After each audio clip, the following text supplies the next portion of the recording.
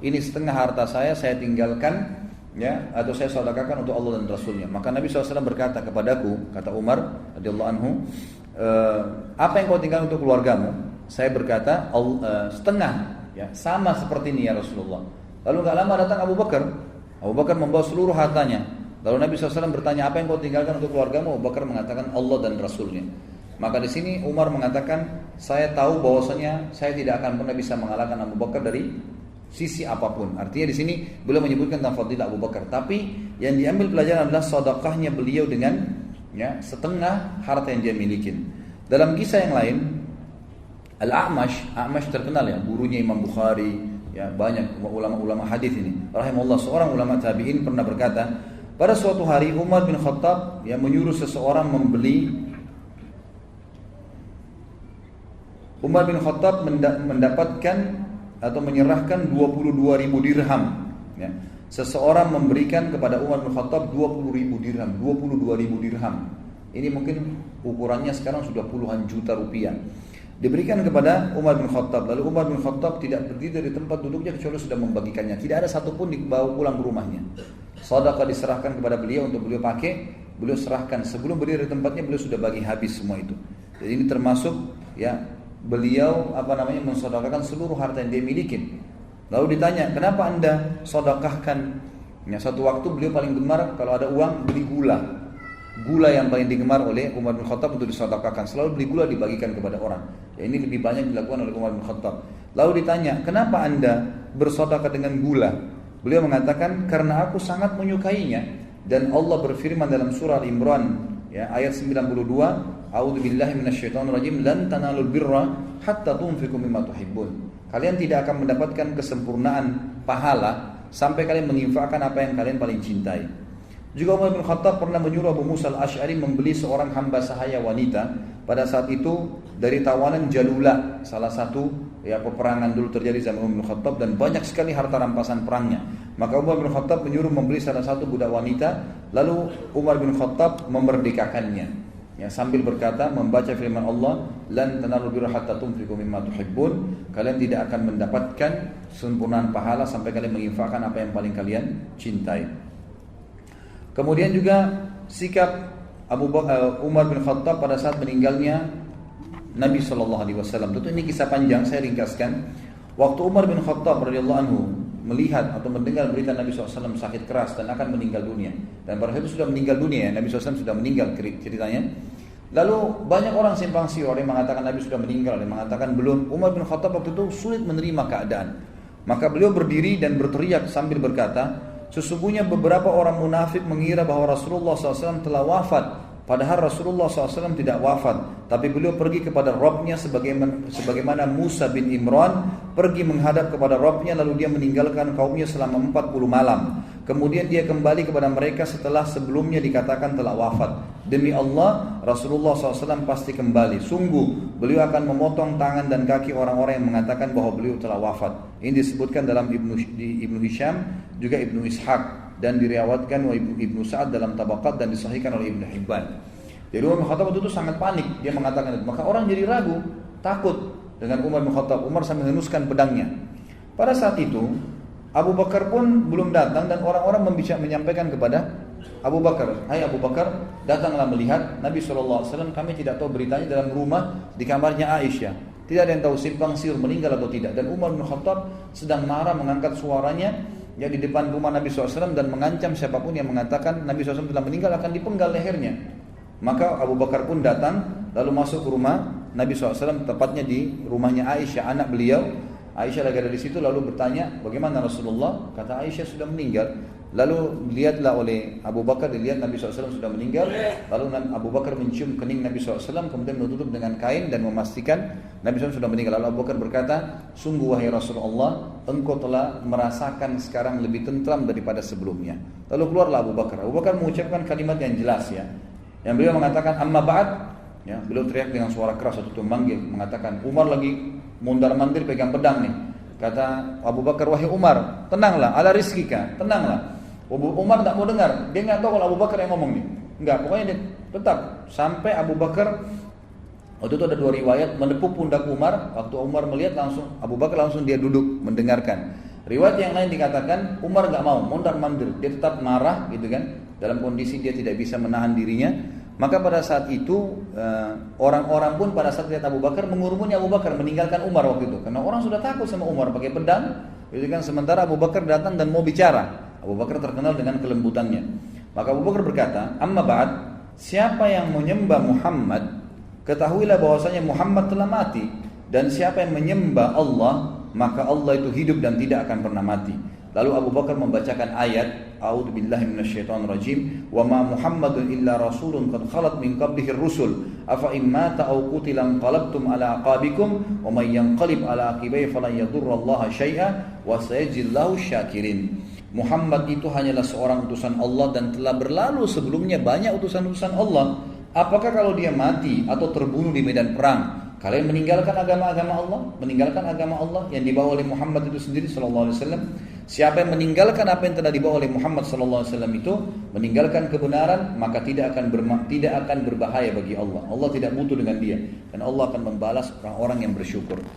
Kata Ibnu Abbas, demi Allah, seolah-olah manusia pada saat itu belum mengetahui bahwa Allah telah menurunkan ayat ini hingga Abu Bakar membacakannya. Lalu manusia semua menerima darinya, tidak seorang pun manusia yang aku dengar kecuali dia membacanya. Ibnu Musayyib rahimahullah berkata, Umar berkata, demi Allah, begitu aku mendengar Abu Bakar membacanya, aku langsung lemas.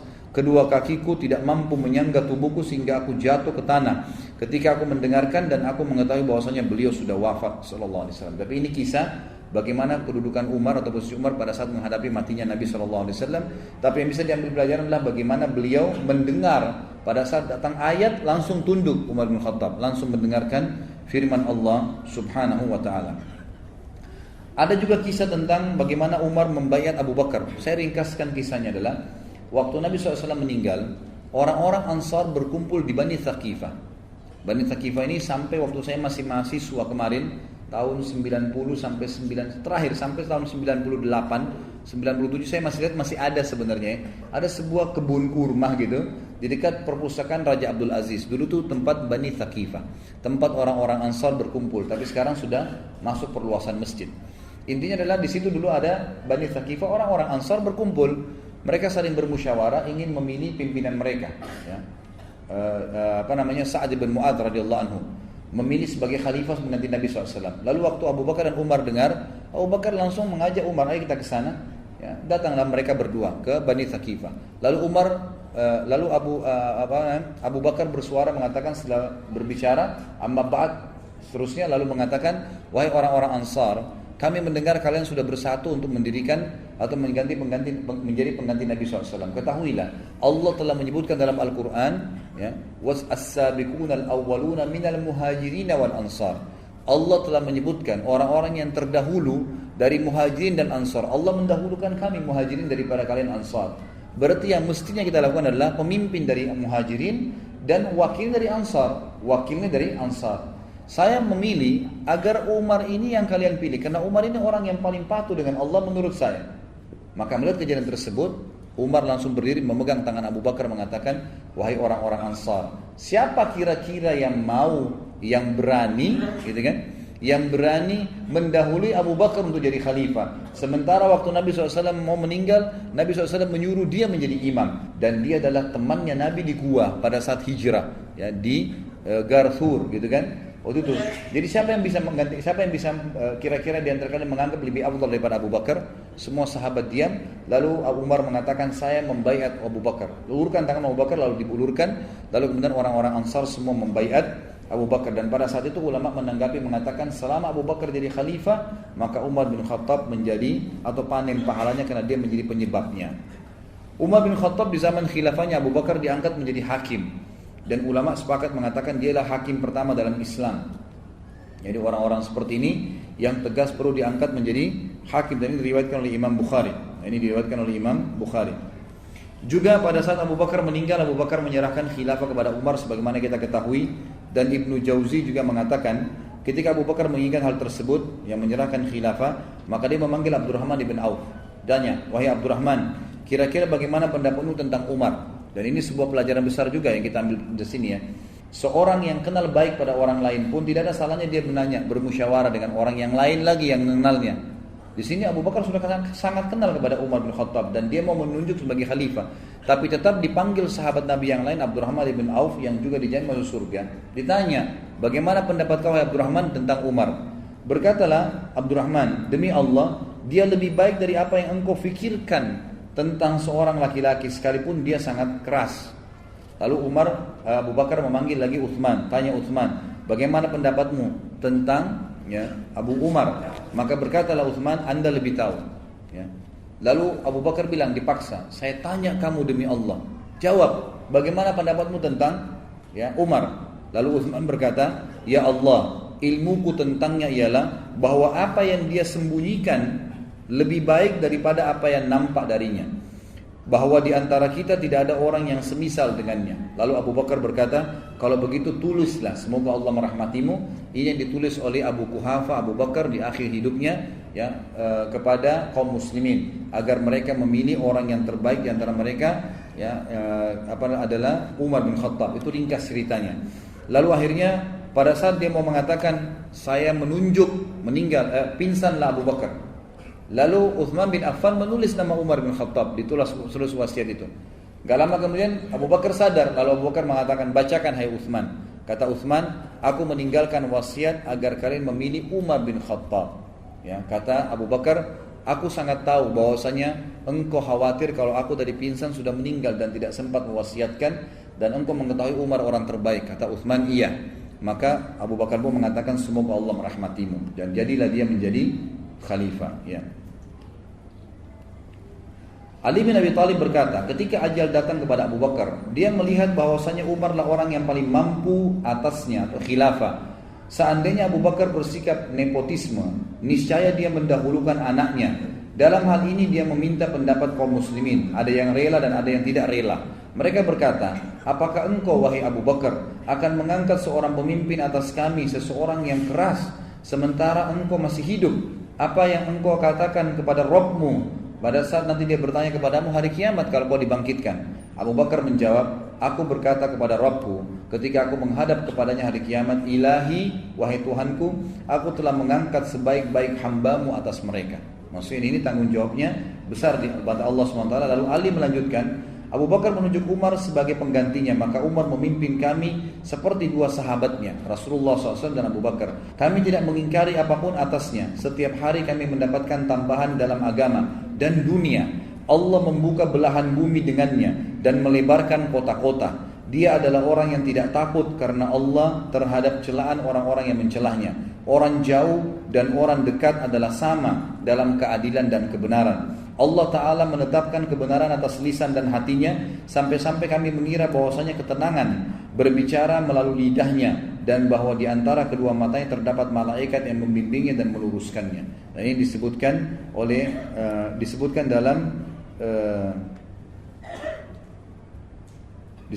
Asy-Sya'bi dari Ali radhiyallahu dalam riwayat, dan rawi-rawinya thiqat. Semuanya rawi-rawinya thiqat. Kemudian dikatakan juga ada beberapa kisah berhubungan dengan masalah Umar bin Khattab ini. Di antaranya adalah di sini ditulis oleh beliau, judulnya sebenarnya hadiah untuk pemimpin kaum muslimin. Kelembutan Abu Bakar sampai pada tingkat jika anak-anak melihatnya, mereka akan berlari kepadanya dan menyambutnya sambil berteriak, wahai ayahku. Jadi kalau Abu Bakar itu saking lembut sekali, sampai-sampai anak-anak Madinah kalau melihatnya berteriak sambil mengata, wahai ayahku, sambil lari. Dan akhirnya Abu Bakar pun memeluk mereka dan mengusap kepala mereka.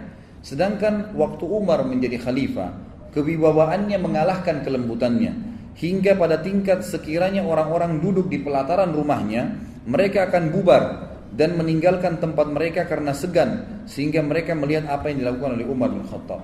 Jadi Umar bin Khattab ini bubar.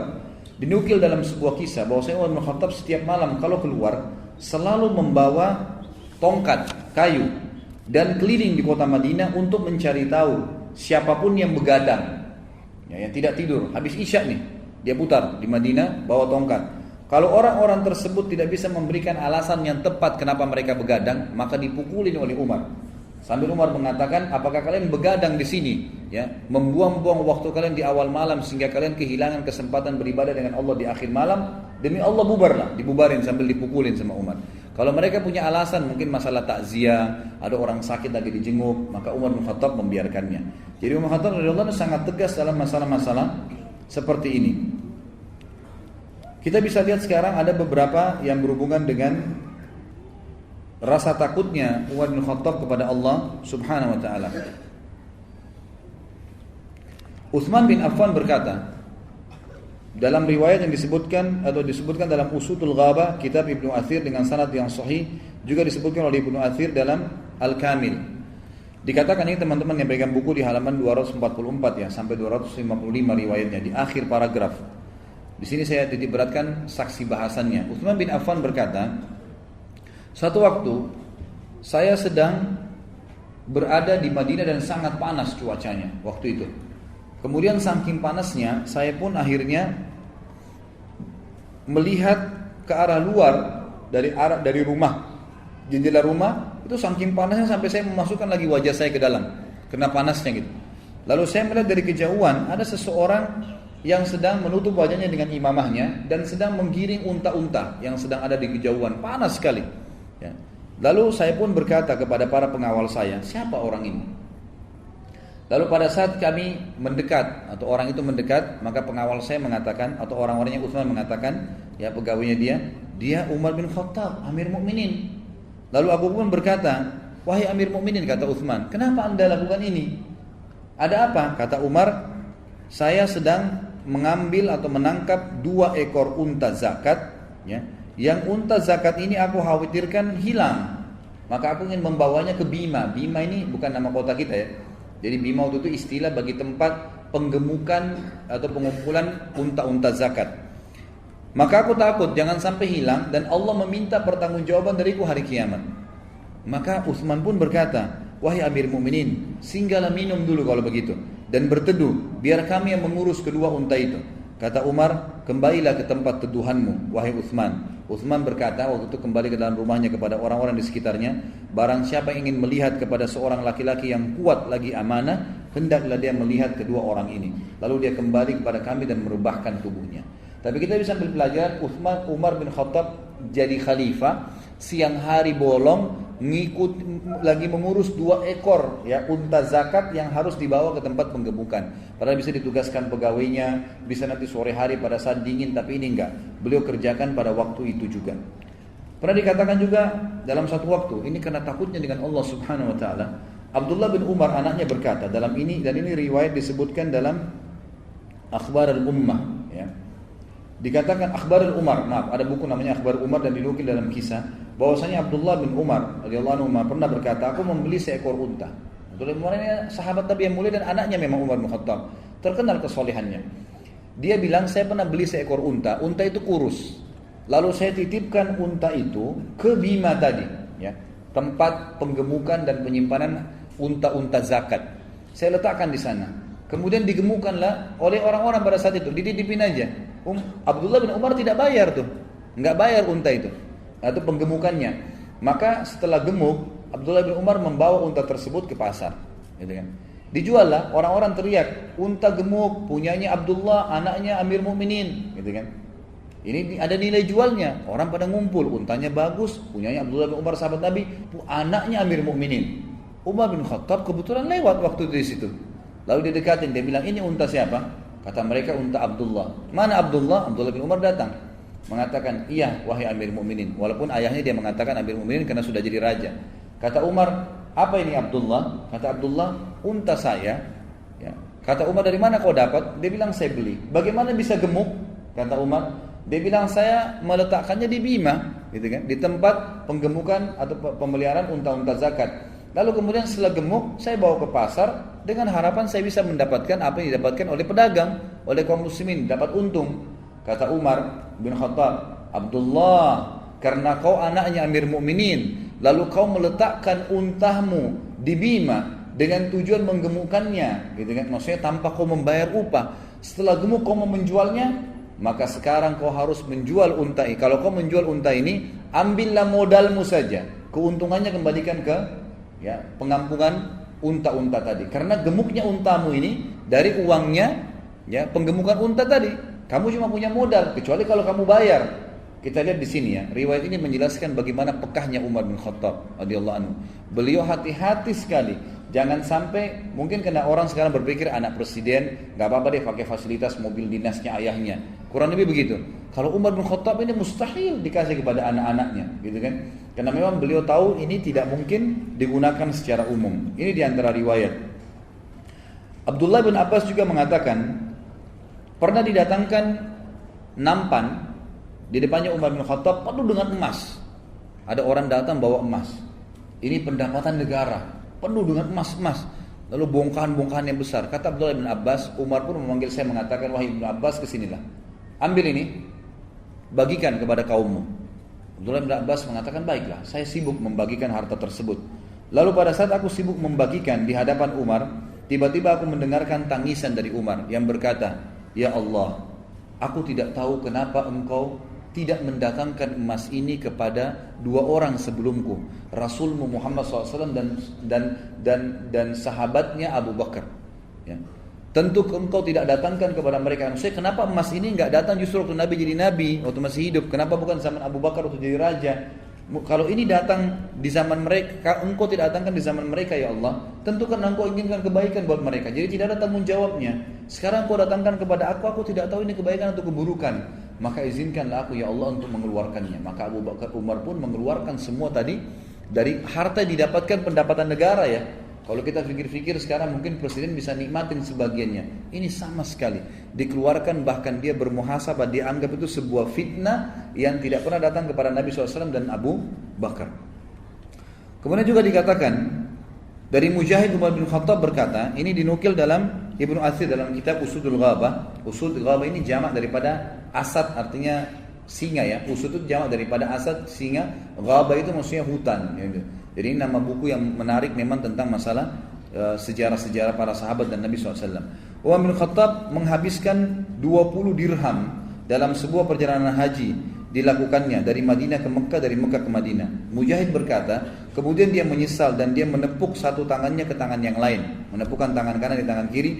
Dia berkata, kami memang berhak dikatakan telah berbuat israf atau pemborosan terhadap harta Allah Subhanahu wa taala. Riwayat yang lain, Abdullah bin Amr bin Rabi'ah berkata, aku melihat Umar bin Khattab memungut kulit biji gandum dari tanah. Dia berkata, seandainya aku bisa menjadi kulit gandum ini, seandainya aku bukan apa-apa, seandainya ibuku tidak melahirkanku. Kata para ulama, ini menandakan bukan menyesali dia hidup, tapi dia mengatakan kecilnya amal saya sampai-sampai besar tanggung jawab yang saya harus lakukan di depan Allah SWT. Kalau kulit ini tidak akan bertanggung jawab, gitu kan? Seperti itu gambarannya. Qatada juga berkata, pernah satu kali ya, Umar bin Khattab datang ke negeri Syam. Dibuatkanlah sebuah makanan yang belum pernah dia lihat sebelumnya. Ketika makanan tersebut dihidangkan kepadanya, dia berkata, ini untuk kami. Lalu apa yang disiapkan untuk kaum muslimin yang miskin, yang tidak pernah merasa kenyang dengan roti gandum? Maka Khalid bin Walid berkata, surga untuk mereka. Maka Umar bin Khattab menangis mendengarkan kata-kata Khalid, surga buat mereka. Jika ini adalah bagian kami sedangkan mereka pergi ke surga, sungguh mereka telah meraih keutamaan yang sangat jauh. Lalu Umar bin Khattab pun meninggalkan makanan tersebut. Ya. Dalam kisah yang lain, ini ada beberapa kisah ya. Kisah yang ketujuh kurang lebih, Salim bin Abdullah berkata bahwasanya Umar bin Khattab memasukkan jarinya pernah memeriksa di dubur ya, di bagian belakang unta. Biasanya unta itu kalau mau diperiksa sakit atau tidak, dipegang bagian duburnya. Kalau unta itu kalau demam atau enggak, biasa ketahuan dari situ. Dengan cara tertentu lah orang-orang ini memahaminya. Umar bin Khattab memeriksa seekor unta sambil berkata, sungguh aku takut ditanya apa yang terjadi padamu oleh Allah SWT pada hari kiamat. Karena beliau pemimpin, beliau takut sampai unta pun, jangan sampai unta itu sakit dia tidak tahu sementara unta itu di bawah naungannya, gitu kan? Itu luar biasa bagaimana kita pikirkan keadilan beliau. Kisah yang selanjutnya yang ke-8 adalah terkadang Umar mendekatkan tangannya ke api. Lalu dia berkata, wahai Ibnu Khattab, apakah engkau bisa bersabar menghadapinya? Sambil Umar bin Khattab menangis. Jadi beliau sering mendekatkan tangannya ke api sambil mengatakan, apakah kau bisa sabar menghadapinya hai Ibnu Khattab? Muhasabah sambil menangis. Kisah yang selanjutnya Al-Bara' bin Masrur berkata, pada suatu hari Umar bin Khattab keluar. Dia datang ke mimbar, pada saat itu dia sedang sakit. Lalu seseorang berkata kepadanya, wahai Amir Mukminin, tidakkah anda minum madu? Dan waktu itu kebetulan ada kantong kecil madu di Baitul Mal, di tempat penyimpanan harta. Lalu dibawalah kepada Umar. Umar berkata, kalau kalian izinkan wahai muslimin, ini kan harta muslimin, kalian izinkan saya untuk meminumnya, saya akan meminumnya, tapi kalau tidak maka dia akan haram atasku. Jadi Umar bin Khattab hati-hati sampai mal dari Baitul Mal dalam kondisi sakit dia tidak berani meminumnya, gitu kan? Ini luar biasa. Bagaimana dengan pemimpin kita sekarang yang bukan haknya, menandatanganin saja mengiyakan, akhirnya orang lain pada ngambil haknya orang lain. Berapa besar tanggung jawab hari kiamat. Ini untuk diri dia sendiri, minum madu aja dari Baitul Mal, dia takut. Dia mengatakan kalau kalian izinkan baru saya minum, kalau enggak maka dia akan haram bagi saya. Ibnu Jauzi meriwayatkan dalam Manaqib Umar, ya, dikatakan bahwasanya Ali bin Abi Thalib pernah berkata, aku melihat Umar bin Khattab di atas kudanya, lalu dengan cepat dia lari memicu kudanya itu. Lalu aku berkata, wahai Amirul Mukminin, mau kemana? Ya, mau kemana anda ini? Maka kata Umar, seekor unta zakat lepas, aku ingin menangkapnya. Umar bin Khattab lihat lepas, dikejar sama dia sendiri, gak disuruh pegawainya, dia lari sendiri mengejar, gitu kan? Lalu Ali bin Abi Thalib mengatakan, sungguh engkau akan membuat lelah para khalifah setelahmu. Kalau semua orang harus buat begitu, kerepotan nanti hai Amir Mu'minin. Apa kata Umar? Wahai ayahnya Hasan, wahai Ali, jangan menyalahkanku demi zat yang telah mengutus Muhammad dengan kenabian. Seandainya seekor anak domba hilang di pinggir sungai Furat di Turki, niscaya Umar akan disiksa karenanya pada hari kiamat. Jadi Umar bin Khattab bermuhasabah diri yang luar biasa. Qatada berkata juga, ada seseorang yang bernama Mu'aikib. Mu'aikib ini salah satu penjaga Baitul Mal. Dia pernah membersihkan Baitul Mal, ditemukanlah ada koin dirham, 1 dirham jatuh. Abdullah bin Umar kebetulan lewat, ya. Lalu Mu'aikib ini dia tidak masukkan ke Baitul Mal, dikasih Abdullah bin Umar, nih ambil aja deh, yang gitu, disuruh bawa. Ya mungkin karena dianggap anak khalifah gitu kan. Kata Mu'aikib, belum selesai saya bersihkan Baitul Mal, tiba-tiba suaranya Umar datang dan membawa di tangannya koin dirham itu. Ternyata dia tanya anaknya, kamu dapat dari mana dan seterusnya gitu kan. Lalu dia bilang, wahai Mu'aikib, apa ini? Kata Mu'aikib, ini tadi ya saya lagi sapu bersih, ada di sini anak anda lewat saya kasih. Kata Umar bin Khattab, apakah engkau ingin umat Muhammad semuanya memperkarakanku terkait dengan dirham ini hari kiamat? Ini bukan punyaku, kau kasih anakku untuk apa? Nanti akan jadi masalah, karena ini punya umat, berarti berhadapan dengan umat semuanya. Ini kadang-kadang orang tidak fikir ya. Kadang-kadang subhanallah dia ambil misalnya zakat mal, misalnya apalah, punyanya umat ini, bukan punya individu. Berarti dia bertanggung jawab dengan umat itu. Ada orang kadang-kadang nyalain satu kota. Tuh, orang Jakarta tuh begini. Satu kota dia berhadapan hari kiamat tuh. Berani benar, gitu kan? Nggak boleh sembarangan, jaga lisan, gitu kan? Tanggung jawabnya berat hari kiamat. Lalu Umar juga pernah membaca ayat dalam satu malam, biasanya dilakukan ya, yang biasa dilakukan, kemudian dia sakit dan sampai dijenguk oleh sahabat selama 1 bulan. Ini riwayat tadi sudah saya sebutkan, lalu diulangi oleh beliau di sini. Umar bin Khattab juga pernah masuk dalam sebuah kebun. Kebun itu memang kebun yang disiapkan, kebunnya sebut seseorang, dia masuk ke dalamnya karena dianggap di Amir Mu'minin, diberikan kesempatan Umar bin Khattab untuk masuk. Begitu Umar bin Khattab masuk ke dalam, ya, kata Anas bin Malik yang lagi jalan, saya terpisah dengan Amir Mu'minin dengan sebuah pohon. Lalu saya mendengarkan Amir Mu'minin mengatakan, wahai Amir Mu'minin Ibnu Khattab, bagus, demi Allah engkau bertakwa kepada Allah, wahai Ibnu Khattab, atau dia akan mengazabmu. Artinya jangan sampai karena kau masuk ke kebun ini, kamu jadi lupa, akhirnya Allah mengazabmu, supaya dia tidak terlihai dengan kebun yang dikasih tersebut. Dalam masalah zuhud, semua raja waktu itu punya stempel, dan umumnya di cincin, biasanya di cincin. Umar bin Khattab punya cincin, gitu kan? Tertulis kalimatnya, kalau dia mengirim surat ke raja-raja, ke siapa saja, gubernurnya, isinya begini, kafa bil mauti wa'idan ya Umar. Tulisannya itu, cukuplah kematian sebagai penasihatmu wahai Umar. Cincinnya dia. Jadi setiap dia stempel dia ingat. Dia lagi kirim surat nih, oh ternyata saya diingatkan dengan kematian. Stempelnya bunyinya begitu, gitu kan? Pernah enggak antum berpikir stempel begitu, gitu kan? Ketika memegang khilafah, Umar bin Khattab berkata, tidak halal untukku dari harta Allah kecuali 2 pakaian. Satu pakaian untuk musim dingin dan satu pakaian untuk musim panas. Jadi kalau dia lagi jadi khalifah, kalaupun harus dibelikan oleh Baitul Mal, cukup 1. Musim dingin, 1 musim panas. Bukan semua dibiayai oleh pemerintahan. Makanan pokok keluargaku seperti makanan orang laki-laki dari Quraisy yang bukan merupakan orang terkaya mereka. Kemudian aku ini hanyalah seorang laki-laki dari kaum muslimin. Cukup banyak riwayat di sini disebutkan tentang masalah itu, dan pernah Jabir bin Abdullah memegang radhiyallahu anhu, seorang sahabat pegang daging, bawa baru beli gitu, kayak kita sekarang mungkin dikresek di bawah gitu kan. Kemudian Umar bertanya, apa itu Jabir? Jabir mengatakan, daging, saya beli, saya pengen makan daging. Umar menasihatin dia, bukan melarang ya, tapi menasihatin mengatakan, wahai Jabir, apakah setiap kali kau lihat sesuatu, kau pengen sesuatu, kau selalu membelinya? Maka lalu Umar membacakan ayat yang membuat Jabir jadi belajar gitu dari situ. Umar mengatakan, baca firman Allah Al-Ahqaq ayat 20. Azhabtum tayyibatikum fi hayatikumud dunya. Ini potongan ayat ya. Kurang lebih artinya, apakah kalian sudah menghabiskan rezeki yang baik dalam kehidupan dunia kalian? Artinya, cobalah redam, jangan semuanya dibeli gitu kan. Dan ini sebuah pelajaran juga yang bisa diambil dari Umar radhiyallahu anhu. Seseorang pernah diundang oleh Umar bin Khattab makan. Orang ini kebetulan bernama Humaid bin Hilal, salah satu tokoh masyarakat lah, kepala suku. Ini di halaman 249 ya, di paragraf terakhir sebelah kanan. Dia lagi disiapkan makanan. Lalu pada saat dihidangkan, orang ini nggak mau makan. Umar tanya, kenapa kau nggak mau makan? Dia bilang, makanan Anda keras dan tidak enak. Biarlah saya pulang ke rumah saya makan makanan yang sudah disiapkan di rumah saya, lembut, enak, gitu kan. Lalu kata Umar, apakah menurut kamu kami tidak bisa menyembelih seekor domba dan mengulitinya?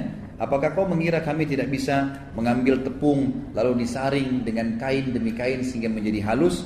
Apakah kau mengira bahwasanya kami tidak bisa membuat roti yang lembut? Dan kami memerintahkan satu genggam kismis dimasukkan ke dalam kantong air. Biasanya orang dulu lakukan itu, kemudian dikocok, nanti jadi manis airnya, jadi air kismis gitu kan. Apa kamu mengira kami tidak bisa melakukan itu sehingga nanti kami bisa merasakan nikmatnya seperti memakan daging rusa? Maka dia pun berkata, si orang tadi yang diundang itu, Humaid berkata, sungguh aku menangkap Anda ini orang yang tahu makanan enak. Lalu kenapa harus ada makanan yang seperti ini? Kata Umar, benar demi zat yang jiwaku berada di tangannya. Jika aku tidak takut amal baikku berkurang, niscaya aku akan mengikuti kemewahan hidup kalian. Tapi aku ini tidak berani seperti itu, karena takut nanti malah jadi lalai dan meninggalkan semua amal-amal kebaikan. Pada tahun Ramadan tahun peceklik ya. Waktu itu lagi tidak ada makanan, orang-orang jadi susah. Hewan-hewan jadi pandang kehabisan makanan. Umar bin Khattab radhiyallahu anhu hanya makan roti dan minyak sampai kulitnya menjadi hitam, gitu kan. Kemudian beliau berkata, seburuk-buruk pemimpin adalah aku jika aku kenyang sedangkan orang-orang kelaparan. Benar-benar mengagumkan dirimu wahai Umar, kata si penulis ini. Sangat luar biasa gitu. Dan beliau pernah berkata pada perutnya pada saat itu, kami tidak punya, sambil tepuk-tepuk perutnya sendiri, kami tidak punya makanan sehingga masyarakat tetap hidup. Artinya kamu harus tenang dan terima itu. Perutnya sendiri diajak ngomong sama dia dan diingatkan agar jangan sampai melakukan hal-hal yang melampaui batas gitu. Kemudian Muawiyah radhiyallahu anhu berkata, sahabat Nabi yang mulia, Abu Bakar tidak menginginkan dunia pun tidak menginginkannya. Adapun Umar, dunia menginginkannya. Maksudnya Muawiyah, di zaman Abu Bakar ekspansi tidak terlalu luas. Kekayaan harta rampasan perang tidak terlalu banyak. Tapi di zaman Umar, dunia menginginkannya tapi dia tidak menginginkannya. Sedangkan kita berguling-guling banting tulang di dalam dunia itu. Artinya diberikan nasihat oleh Muawiyah kepada kita semua. Tawadhu'nya Umar bin Khattab radhiyallahu anhu dikatakan bahwasanya beliau pernah keluar bersama Al-Jarud dari sebuah masjid. Di jalan bertemu dengan seorang wanita yang duduk di atas jalan. Wanita itu sudah tua sekali. Lalu Umar mengucapkan salam kepadanya dan dia pun menjawab salam. Dalam riwayat dikatakan wanita itu memberikan salam, Umar menjawabnya. Wanita itu berkata, wahai Umar, dulu aku melihatmu saat engkau masih bernama Umair. Orang Arab itu kalau masih kecil namanya diperkecil, Umar jadi Umair, gitu kan? Saya lihat dulu kamu masih Umair, lari-lari di pasar Ukaz, suka berkelahi dengan anak-anak. Dan sekarang baru saja berlalu waktu, engkau tiba-tiba menjadi Umar, menjadi orang yang sudah dewasa dan besar. Kemudian baru berlalu saja waktu, kamu tiba-tiba menjadi Amir Mukminin, menjadi raja. Bertakwalah kepada Allah wahai Umar terhadap rakyatmu. Ketahuilah bahwasanya siapa yang takut mati, dia akan takut kehilangan. Ya. Maka Umar pun menangis. Maksudnya kalau kamu takut ya berkorban untuk agama ini, maka kamu berarti tidak takut mati. Tapi kalau kamu takut mati, ada hisab hari kiamat, kamu akan berhati-hati. Kurang lebih begitu maknanya. Al-Jarud berkata, ibu itu, Al-Jarud ini pendampingnya Umar berkata, ibu, engkau telah menyakiti dan lancang terhadap Amir Mukminin. Assalamualaikum warahmatullahi wabarakatuh. Alhamdulillah, wassalatu wassalamu ala Rasulillah. Segala puji bagi Allah Subhanahu wa taala, juga salawat dan taslim kepada Muhammad sallallahu alaihi wasallam. Masih melanjutkan Umar dan beberapa poin yang berhubungan dengan beliau sebelum membahas masalah meninggal dan mati syahidnya radhiyallahu anhu. Beliau juga punya kisah berhubungan dengan masalah mendidik diri beliau dan juga pemimpin-pemimpin yang biasa beliau atau yang sudah beliau tunjuk. Satu waktu pernah Umar bin Khattab memiliki anak yang bajunya sobek kemudian ditambal. Pada saat ditambal baju tersebut, keesokan harinya robek lagi, ditambal lagi yang kedua kalinya, sampai terdiri baju tersebut dari beberapa kali tambalan. Teman-teman anak Umar ini mengolok-olok anak Umar. Anak Amir Mukminin bajunya sobek, anak Amir Mukminin bajunya ditambal. Sampai anak Umar bin Khattab ini menangis pulang dan berkata kepada ayahnya, wahai ayahku, masih anak-anak, masih kecil. Teman-temanku mengolok-olok aku karena bajuku ditambal. Bisa gak ayah belikan aku baju? Kata ayahnya, kalau sekarang, kata Umar radhiyallahu anhu, kalau sekarang saya nggak punya uang ya anakku untuk beli baju. Bayangkan untuk beli baju berapa dirham aja nggak pegang uang pada saat itu. Radhiyallahu anhu. Beliau mengatakan, tapi aku akan coba mengirim surat kepada penjaga Baitul Mal. Ditulislah surat oleh Umar bin Khattab kepada penjaga Baitul Mal waktu itu dan dikatakan, saya meminta secara pribadi, bukan kebutuhan negara, agar Anda meminjamkan saya uang untuk membelikan baju buat anak saya yang akan saya bayar bulan depan di gaji nanti. Ada gajinya Umar bin Khattab, saya akan ambil gaji, di gaji saya dipotong. Lalu waktu sampai surat tersebut di tangan penjaga Baitul Mal, kita perhatikan di sini bagaimana penjaga Baitul Mal juga ini orang yang beriman. Dia membalas surat Umar bin Khattab dan mengatakan, wahai Amir Mukminin, kalau saya pinjamkan kepada anda uang ini, apakah anda punya jaminan masih bisa hidup sampai bulan depan sehingga anda bisa membayarnya? Perhatikan ini dialog antara atau surat antara seorang pemimpin yang menunjuk pegawainya dan pegawai menulis seperti itu. Waktu tiba surat penjaga Baitul Mal kepada Umar bin Khattab, Umar bin Khattab pun menangis sambil berkata kepada, atau dalam kalimatnya yang masyhur, segala puji bagi Allah yang telah memberikan kepada saya orang-orang yang seperti ini. Lalu beliau berkata kepada anaknya, wahai anakku, bersabarlah. Kalau ayahmu ini masih hidup sampai bulan depan dan menerima gaji, maka pasti saya akan memberikan kamu baju. Ini sebuah pelajaran yang besar dari Umar radhiyallahu anhu. Dan kita lihat dari awal kisah tadi beberapa jam kita jelaskan, hampir semua yang berhubungan dengan beliau itu pelajaran demi pelajaran. Hidupnya dipenuhi dengan kisah-kisah yang luar biasa, yang menjadi ibrah, yang menjadi pelajaran. Dan beliau sudah mendahului kita semua dengan kemuliaannya. 1400 tahun lebih sekarang Umar bin Khattab sudah meninggal, kita masih bisa terkesan, kita masih bisa terkesimak, kita bisa mengambil pelajaran dari kejadian-kejadian di zaman beliau. Bahkan menjadi hukum-hukum fikih yang dilakukan oleh seluruh umat Islam. Sebagaimana tadi kita jelaskan dalam beberapa poin, bagaimana Umar bin Khattab dijadikan keputusannya sebagai hukum di jalan Allah Subhanahu wa taala. Umar bin Khattab radhiyallahu anhu sangat tegas dalam agama Allah ini. Tidak main-main kalau memang hal itu perlu ketegasan. Dalam sebuah kisah pernah ada seorang Yahudi dengan munafik. Yang munafik ini hutang dari orang Yahudi.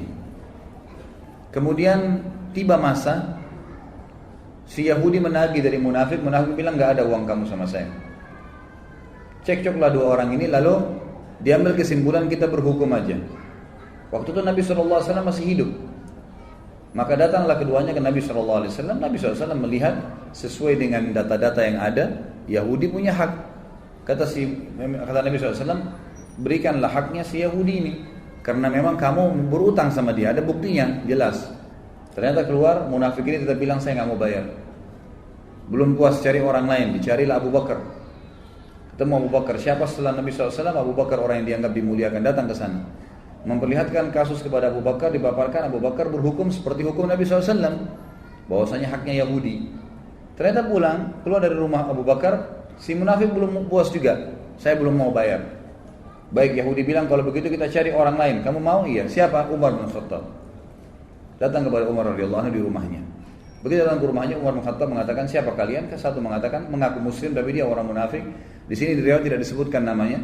Kemudian yang satu juga Yahudi. Lalu Umar bertanya, ada apa dengan kalian? Dia bilang, ini, Yahudi bilang, ini si Fulan, utang dengan saya tapi nggak mau bayar, dia tidak mau akui. Lalu Umar pintar, Umar bertanya kepada mereka berdua, apakah kalian sudah pernah bertanya tentang masalah hukum ini sebelum datang ke sini? Kata mereka berdua, sudah. Kata Umar, kepada siapa? Mereka bilang, kami telah datang kepada Muhammad. Kata Umar, apa hukumnya? Kata Muhammad memberikan hak kepada si Yahudi ini, kata si munafik. Karena alasan-alasan yang sudah dipaparkan. Lalu kalian kemana lagi? Mereka berkata, kami sudah ke Abu Bakar. Apa hukumnya Abu Bakar? Sama saja dengan hukumnya Muhammad SAW. Lalu Umar berkata, untuk apa kalian datang kepada saya? Keduanya mengatakan, kami ingin berhukum. Umar bilang, baiklah, tunggu sebentar. Umar masuk ke dalam mengambil pedang. Kemudian mengejar keduanya, akan menebas keduanya. Dua-duanya lari dari rumahnya Umar. Lalu Umar berkata, apakah kalian sudah berhukum kepada Rasulullah SAW? Masih ragu? Datang ke Abu Bakar lalu masih ragu, lalu datang kepada saya minta hukum, ini hukum saya. Pedang ini, gitu kan. Jadi beliau radhiyallahu tidak main-main dengan hukum, gitu kan. Kalau memang sudah saatnya, saatnya, gitu kan. Seperti itu gambarannya. Dan tentu apa yang akan kita sampaikan, dipaparkan di buku ini, belum semua kisah Umar ternukilkan. Jadi bukan mustahil ikhwah-ikhwah sekalian kalau Anda pernah mendapatkan kisah lain tentang Umar asal riwayatnya sahih, itu tidak ada masalah. Karena cukup banyak riwayat yang dinukil yang memang belum dinukil di sini. Di antaranya ada kisah Umar bin Khattab dengan rahib, seorang pendeta Yahudi yang masuk Islam akhirnya karena sifat Nabi SAW. Dan ini sudah saya sebutkan di bahasan pada saat menjelaskan tentang kelebihan Nabi SAW. Ringkas ceritanya ada seorang Yahudi yang pernah Nabi SAW utang dengannya 20 sak kurma. Satu sak kurma 2,5 kilo. Kemudian Nabi SAW sepakat akan dibayar di waktu tertentu. Ternyata belum tiba waktunya, orang Yahudi ini sudah datang, pendeta Yahudi sudah datang dan langsung berdiri di sebelah Nabi SAW, mencekik leher Nabi dengan sisa kain imamahnya, alaihissalatu wassalam.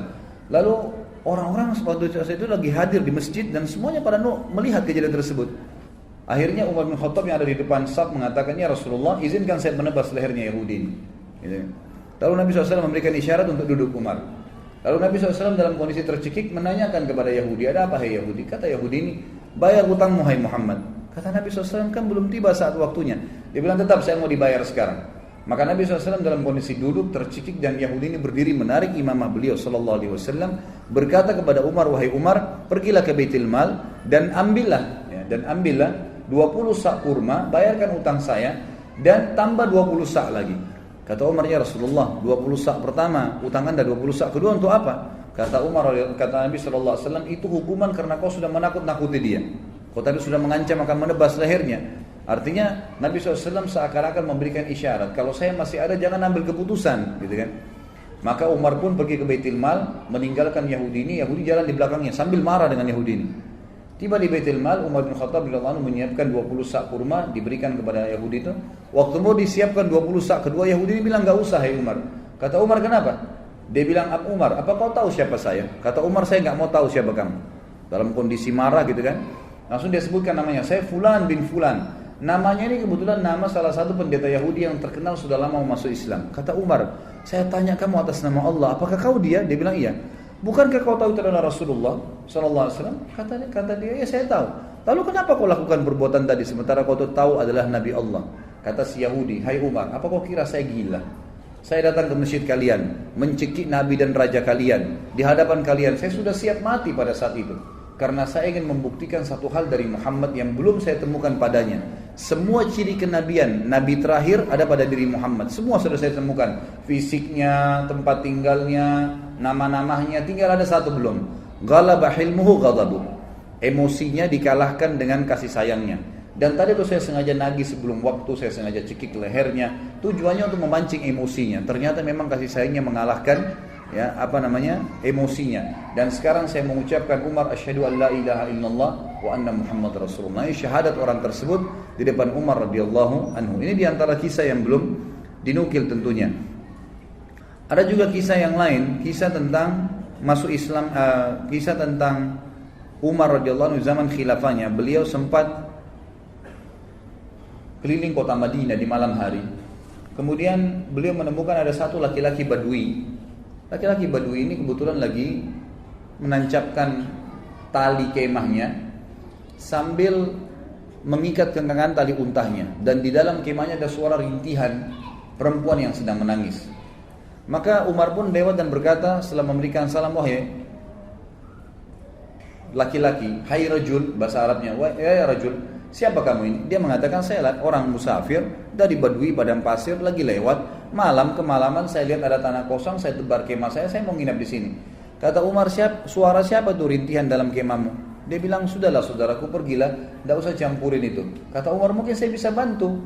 Kata orang itu suara istri saya yang mau melahirkan, ya, tapi tidak ada yang bantu. Saya nggak tahu bagaimana melahirkan perempuan, dan juga tidak ada wanita yang saya kenal di Madinah bisa minta bantuan, apalagi itu tengah malam. Dan sebagian ulama menukil kisah ini di tahun 23 Hijriah, tahun terakhir Umar radhiyallahu anhu hidup. Dan juga ya, pada saat itu tengah malam, di awal malam, dan itu sekitar jam 12 malam gitu kan, jam 11, jam 12 malam, yang orang waktu itu sudah tidur semua. Jadi ini Umar bin Khattab sedang mengontrol, mengawasi sendiri. Ringkas cerita adalah Umar bin Khattab lalu berkata kepadanya, maukah kau saya datangkan seorang wanita dari Madinah yang bisa membantu istrimu melahirkan? Dia bilang mau. Perlu jemaah tahu bahwasanya laki-laki Badui ini belum tahu kalau ini Umar bin Khattab, belum tahu kalau ini khalifah. Umar pun radhiyallahu anhu lalu pulang, dia tidak membangunkan ya, penasihat-penasihatnya, atau mungkin dokter, tabib, ya, kalau kita zaman dulu dikatakan ya dengan istilah tabib, ya, atau orang yang bisa mengobatin, atau bidan mungkin perempuan yang bisa melahirkan. Tidak, dia pulang ke rumahnya, dia bangunkan istrinya. Yang waktu itu istrinya adalah Ummu Kalthum, anaknya Ali radhiyallahu anhu. Lalu berkata Umar bin Khattab, wahai cucunya Rasulullah, apakah kau mau mendapatkan pahala seorang wanita muslimah yang mau melahirkan malam hari nggak ada yang tolong? Ummu Kalthum radhiyallahu anha juga punya iman yang kuat, anaknya Ali radhiyallahu anhu, cucu Nabi SAW. Dia tidak mengatakan, wahai Amir Mu'minin, carilah wanita Ansar yang bisa melahirkan. Tidak, dia mengatakan dengan jelas dan tegas, tentu saja saya ingin dapat pahalanya. Kata Umar, siapkanlah persiapan, perlengkapanmu untuk melahirkan dan ikut sama saya. Maka jalanlah pada malam itu, saudaraku sekalian, dua orang, raja muslim dan ratunya. Tidak ada pengawal, tidak ada yang dampingin, dan tidak ada media yang akan mengekspos itu. Karena yang sedang dibantu seorang Badui yang cuma lewat, besok pagi mau pergi lagi. Gak ada yang tahu, tengah malam nih. Ya, kita tahu sekarang banyak orang mau melakukan satu perbuatan, kegiatan, kena ada eksposnya, kemudian bisa mengangkat namanya. Sama sekali enggak. Jalanlah keduanya, tiba di kemah orang Badui tersebut. Ringkas ceritanya, kata Umar bin Khattab kepada istrinya, masuklah ke kemah dan selesaikan tugasmu. Istrinya pun akhirnya membantu wanita tersebut melahirkan. Gak lama kemudian, sementara menunggu, tentu Umar bin Khattab ngobrol sama orang Badui, dan orang Badui belum tahu kalau Umar bin Khattab, ngobrol-ngobrol aja seperti biasa. Lalu kemudian terdengar suara bayi dari dalam, dan Ummu Kalthum, istri Umar bin Khattab radhiyallahu anhum ajma'in, berkata, ya Amir Mukminin, wahai pemimpin orang yang beriman, gitu ya. Jadi ini, hai raja, beritahukan kepada laki-laki di sebelahmu kalau istrinya sudah melahirkan normal. Begitu mendengarkan kalimat Amir Mukminin, si Badui tadi dari tempat duduknya turun ke tanah, ketakutan, lalu berkata, apakah anda Amir Mukminin Umar bin Khattab? Umar bin Khattab mengatakan kepada dia, ala rizkika, tenang aja. Dia bilang, diulangi, apakah anda Amir Mukminin Umar bin Khattab? Kata Umar, iya, saya Amir Mukminin Umar bin Khattab, dan yang membantu tadi melahirkan istrimu itu adalah Ummu Kalthum, anaknya Ali bin Abi Thalib, cucunya Rasulullah SAW. Maka orang ini pun menangis pada saat itu dan berkata, Maha suci Allah yang telah mengaruniakan saya nikmat yang tidak terhingga malam ini, karena saya telah didepani duduk oleh raja ya, muslimin, dan istri saya telah dibantu melahirkan oleh ratu muslimin, dan anak saya disentuh pertama kali dengan kulit cucu Nabi SAW. Kita lihat bagaimana perilaku Umar bin Khattab yang luar biasa, gitu kan? Setiap perilakunya menjadi sebuah pelajaran. Kisah yang lain juga, Umar bin Khattab radhiyallahu anhu pernah satu malam jalan, kemudian menemukan ya, di luar kota Madinah tentunya ini kisah yang sahih adalah di luar kota Madinah. Kemudian dia lagi jalan dan dia temukan ternyata ada seorang wanita yang sedang duduk, kemudian di sebelahnya ada 3 orang anak yang sedang menangis. Kemudian Umar bin Khattab pun datang sambil mengatakan, ya, Assalamualaikum wahai pemilik cahaya api itu. Lalu wanita itu menjawab, setelah itu Umar mengatakan, apakah engkau mengizinkan aku mendekat? Kata wanita itu, mendekatlah tapi dengan sopan, kalau enggak pergilah. Kata Umar bin Khattab pada saat mendekat, ada apa? Wahai hamba Allah, dia bilang, dan kenapa anak-anakmu menangis? Dia bilang, saya sudah berapa hari enggak makan, anak saya kelaparan, butuh makanan. Terus apa yang kamu masak di panci? Yang saya masak di panci sebuah batu yang saya masukkan supaya anak-anak saya kira saya masak, dan ini sudah 3 hari berjalan. Sementara Amir Mukminin tidak perhatian kepada kami. Dia tidak tahu kalau ini Umar bin Khattab. Lalu Umar pun berkata kepada temannya, kalau tidak salah itu bersama dengan Ubay bin Ka'ab. Mereka berdua lalu menuju ke Baitul Mal, mengambil kebutuhan muslimin, dipikul. Kemudian Umar berkata, angkatlah ke pundakku. Kata Ubay, biar saya yang angkat Amir Mukminin. Kata Umar, angkat ke pundakku sampai 3 kali. Ubay terus mengatakan, biar saya Amir Mukminin. Kata Umar, apa kau ingin memikul dosaku pada hari kiamat? Maka Ubay pun diam. Lalu pergilah mereka berdua ke sana. Lalu Umar bin Khattab, dalam riwayat ini dikatakan, meniup panci yang tadinya apinya sudah mulai redam, sampai terlihat asap dan percikan-percikan api berada di antara jenggot beliau. Dan waktu itu Umar bin Khattab memiliki jenggot yang sama Nabi SAW sampai ke dadahnya radhiyallahu anhu. Kemudian beliau meniup di tengah malam, seorang raja meniup api panci untuk memasakkan masyarakatnya. Setelah terbakar api tersebut, lalu Umar bin Khattab mengatakan kepada ibu tersebut, taburilah gandum di atas air. Lalu Umar yang mengaduknya. Terus diaduk sampai menjadi kental, menjadi makanan. Ditaruhlah garam, ditaruhlah segala kebutuhannya. Kemudian setelah itu diberikanlah makan oleh Umar bin Khattab. Dikatakan, berikan saya nampan, dikasih nampan, ditumpah. Kemudian diberikan makan anak-anak tersebut sampai semua kenyang. Setelah kenyang, kata Umar, ambillah ini semua. Lalu ibu tersebut berkata, sungguh demi Allah kau lebih baik daripada Amir Mukminin. Dia tidak tahu kalau ini Umar bin Khattab. Kata Umar, janganlah berkata begitu wahai ibu. Kalau kau satu waktu bertemu dengan Amir Mukminin, kau pasti akan menemukan saya ada di sana, gitu kan? Hanya begitu saja. Lalu Umar bin Khattab memegang tangan Ubay, sama-sama keluar. Kata Ubay, waktu Umar bin Khattab, Amir Mukminin meninggalkan tempat tersebut, lalu dia menyelip di antara semak belukar seperti binatang buas yang sedang mengintai mangsanya. Dilihat dengan teliti ke arah ibu tadi sama anak-anak itu. Lalu setelah itu dia lihat anak-anak tersebut yang tadinya nangis, tidur, bangun, bermain, ceria, gitu kan. Lalu Umar bin Khattab mengangkat kepalanya, ya seakan-akan berhenti untuk memata-matai dan berkata, segala puji bagi Allah yang selamatkan saya dari orang-orang ini yang akan menuntut saya pada hari kiamat. Perilaku yang sangat luar biasa dari seorang yang beriman kepada Allah Subhanahu wa ta'ala. Dan cukup banyak kisah yang berhubungan dengan hal-hal yang seperti ini. Umar bin Khattab radhiyallahu anhu juga pernah memberikan pelajaran tentang masalah takdir. Sebagaimana dinukil dalam banyak riwayat-riwayat sahih, teman-teman yang pegang buku bisa di halaman 276 sampai 277 kisah yang berhubungan dengan masalah itu. Umar bin Khattab radhiyallahu anhu pernah menuju ke negeri Syam, dan di negeri Syam itu ternyata ada satu wilayah yang akan dimasukin, terkenal ada penyakit taun. Ya, sebelum keluar ke negeri Syam, masih dari kota Madinah, gitu kan. Riwayat sahih menjelaskan masih di kota Madinah. Lalu pada saat itu ada seorang panglima perang, Abu Ubaidah bin Jarrah radhiyallahu anhu, yang terkenal juga, salah satu yang terkenal, Amin Hadil Ummah, orang yang paling terpercayanya umat Islam, gitu kan.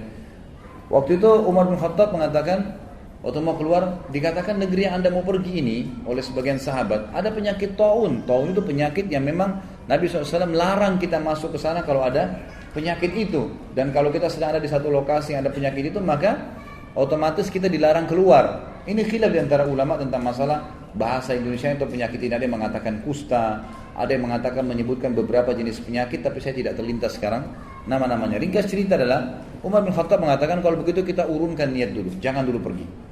Lalu Abu Ubaidah radhiyallahu anhu datang mengatakan, wahai Amir Mukminin, apakah anda lari dari takdirnya Allah? Kata Umar bin Khattab, saya lari dari takdir Allah ke takdir Allah yang lain. Nah, jadi maksudnya di sini, selama masih berhubungan dengan perilaku seorang hamba, perilaku pilihan, makan atau tidak, minum atau tidak, tidur atau tidak, keluar atau tidak, semua itu adalah pilihan ikhtiar, gitu kan? Kalau kita mau keluar ternyata khawatir ada gelap, badai, hujan, panaskah, kita lalu memilih lebih di rumah, berarti kita sedang memilih takdir Allah yang lain. Itu maksud Umar radhiyallahu anhu, kan gitu. Maka Umar mengatakan, saya lari dari takdir Allah kepada takdir Allah yang lain. Lalu Umar berkata, wahai Abu Ubaidah, seandainya yang mengucapkan itu bukan kamu, artinya masa kamu yang bisa mengucapkan seperti itu sementara kamu ini adalah orang yang paling terkenal, gitu kan? Lalu akhirnya Umar bin Khattab pun membiarkan. Dalam riwayat yang lain Abu Ubaidah mengatakan, baiklah saya yang akan pergi ke sana. Maka dia pun berangkat. Umar bin Khattab sempat memeluk Abu Ubaidah, mengetahui ini pasti akhir hidupnya, gitu kan. Pergilah mereka pada saat itu. Ya, dalam riwayat ini, tapi riwayat lain mengatakan Abu Ubaidah nggak jadi keluar, tetap aja di Madinah. Dan akhirnya ditunggulah berita. Umar terus menyebarkan berita. Siapa yang punya berita tentang taun, penyakit taun dari Nabi SAW? Abdurrahman ibn Auf, sahabat Nabi yang lain radhiyallahu anhu, sempat waktu itu tersibukkan dengan beberapa kegiatan. Lalu pada saat dengar orang lagi ngumpul bersama Umar bin Khattab, dia pun datang lalu mengatakan, saya memiliki kabar dari Nabi SAW. Ya, dan ini riwayat disebutkan dalam riwayat Bukhari tentang kisah ini. Dia mengatakan, aku mendengarkan Nabi SAW bersabda, idza sami'tum bihi bi ardin fala tuqaddimu alaihi, wa idza waqa'a bi ardin wa antum biha fala takhruju firaran minhu. Jika kalian mendengarkan taun terjadi di satu daerah, maka kalian jangan ke sana. Dan jika kalian bila itu terjadi pada satu kaum, sedangkan kalian berada di dalamnya, maka kalian jangan keluar darinya atau menghindarinya. Maka Umar pun akhirnya bertahmid, mengatakan, alhamdulillah, segala puji bagi Allah yang telah membantu aku untuk mengambil keputusan yang tepat. Juga Bapak Ibu sekalian, ada kisah yang menarik tentang, atau syubhat seringkali kalau Anda baca buku sejarah, Anda temukan tentang, ada sering ahli-ahli sejarah Islam juga menulis buku yang mereka mengatakan Umar bin Khattab tidak menyenangi Khalid bin Walid. Tidak menyenangi Khalid bin Walid. Terbukti Umar bin Khattab melenserkannya dari jabatannya sebagai pimpinan perang. Penulis buku ingin meluruskan masalah itu. Beliau mengatakan ini pemahaman yang salah. Umar bin Khattab mencopot Khalid bin Walid dari jabatannya bukan karena Umar membencinya. Ya, nanti akan beliau katakan bukti. Tetapi Umar bin Khattab sendiri menyebutkan dalam riwayat. Ya, ini disebutkan dalam Tarikh At-Tabari. Ya, disebutkan oleh penulis buku, menukil dari situ ya. Beliau mengatakan Umar sempat berkata, sesungguhnya aku tidak mencopot Khalid karena kemarahan atau pengkhianatan. Tapi orang-orang telah terfitnah olehnya. Aku khawatir mereka akan disandarkan kepadanya. Maksudnya nanti orang-orang menganggap Khalid bin Walid jadi penyebab menang perang. Jadi fitnah, orang sudah tidak bergantung lagi sama Allah. Maka aku copot gara-gara itu. Dalam riwayat lain dijelaskan bahwasanya pernah terdengar oleh Umar bin Khattab Khalid bin Walid ini berkhianat. Beritanya begitu di harta rampasan perang. Lalu Umar bin Khattab dari Madinah mengutus Bilal. Perlu ikhwah dan akhwat sekalian tahu, teman-teman tahu, bahwasanya Khalid bin Walid ini dulu pimpinan, ya, tuan, sayyid di Mekah, gitu kan. Dan Bilal adalah seorang budaknya Umayyah bin Khalaf. Ya. Jadi dulu kondisinya tuh secara kejiwaan, ya, orang walaupun sudah masuk Islam, Bilal masih merasa Khalid bin Walid ini dulu tuan, gitu kan, terkenal.